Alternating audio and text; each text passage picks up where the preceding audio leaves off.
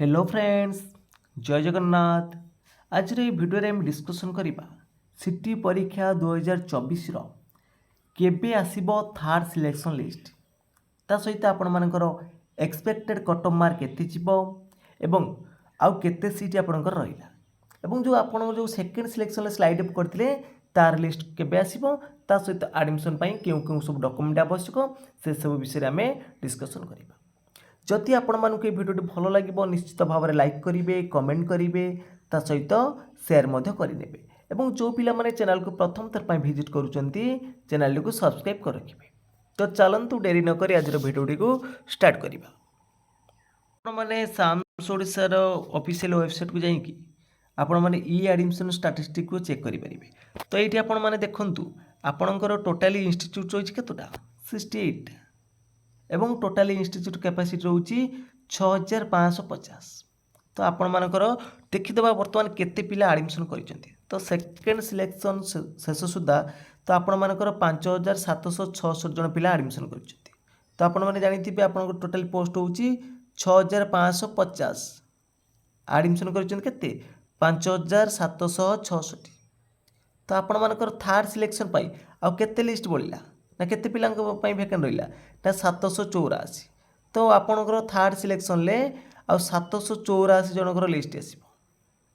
ता भितर साइंस पिला किछि जोउठरे जेतेरा सीट फांका थिबो काना सेकंड सिलेक्शन ले जो धर जोउथरे साइंस पिला कम एडमिशन करचंदी जे साइंस रे सीट अधिक रही थिबो तो सेही हिसाब रे आपणकर थर्ड सिलेक्शन ले लिस्ट आसीबो।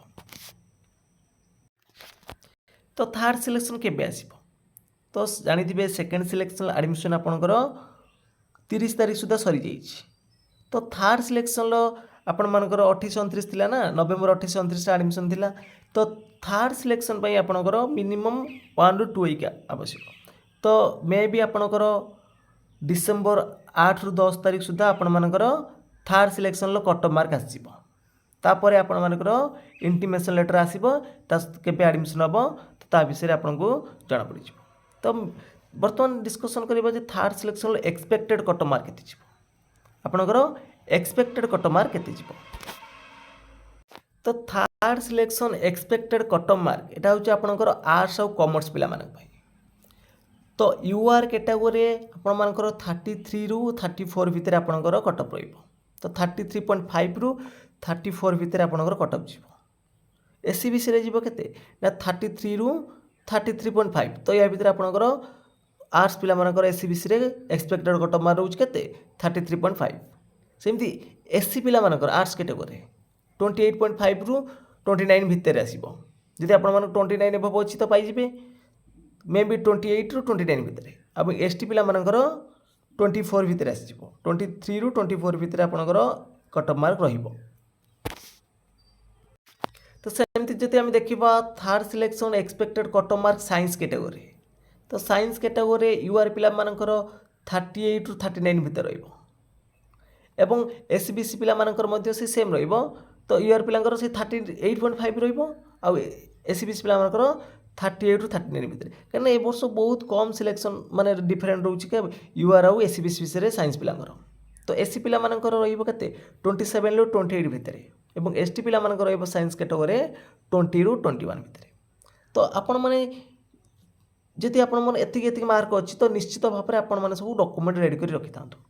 तो एडमिशन पई को सब डॉक्यूमेंट आवश्यक ना एडमिशन पई आपनकर मैट्रिक +2 रो ओरिजिनल सर्टिफिकेट सहित मार्कशीट रो जेरॉक्स नैथिबे ता सहित ओरिजिनल नैथिबे ता सहित कास्ट सर्टिफिकेट नैथिबे रेसिडेंशियल सर्टिफिकेट नैथिबे फोटो नैथिबे एवं एडमिशन फी नैथिबे। आ सबटा इंपोर्टेंट हैला सीएलसी।